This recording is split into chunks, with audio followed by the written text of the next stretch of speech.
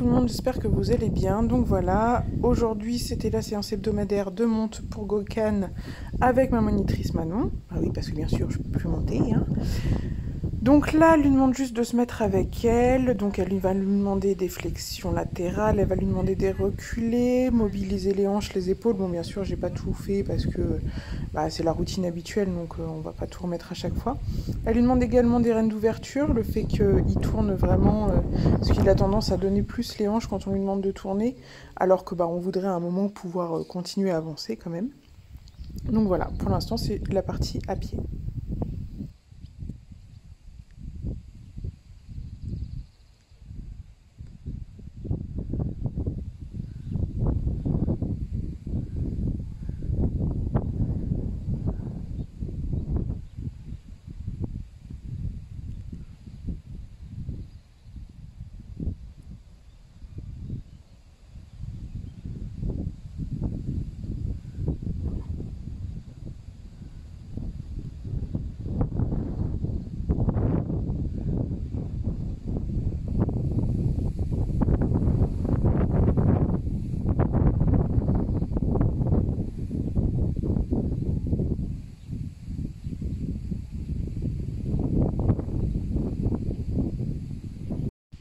Nous passons donc à la partie montée. J'ai pas filmé la partie qui était au pas parce que c'est exactement ce qu'elle va refaire au trot, donc je voyais pas l'intérêt de tout remettre. Alors par contre, si pour le pas, ça a été assez compliqué de concentrer Gokhan. Clairement, il anticipait tout ce qu'elle pouvait demander. Sans réfléchir à la vraie demande, il essayait d'anticiper, même pas en réfléchissant en fait, c'était elle tend la reine, je dois faire une flexion. Non mais c'est pas ça. Enfin voilà, ça a été très compliqué de vraiment lui dire je veux que tu fasses quelque chose, mais réfléchis à ce que je suis en train de te demander parce que c'est pas la réponse que tu me donnes. Donc bref, voilà. Après ça, elle a quand même fait donc des flexions, des déplacements, des hanches, des épaules, également montées comme elle avait fait à pied, sauf que pareil, il était très lourd. Il n'écoutait pas du tout ce qu'elle disait.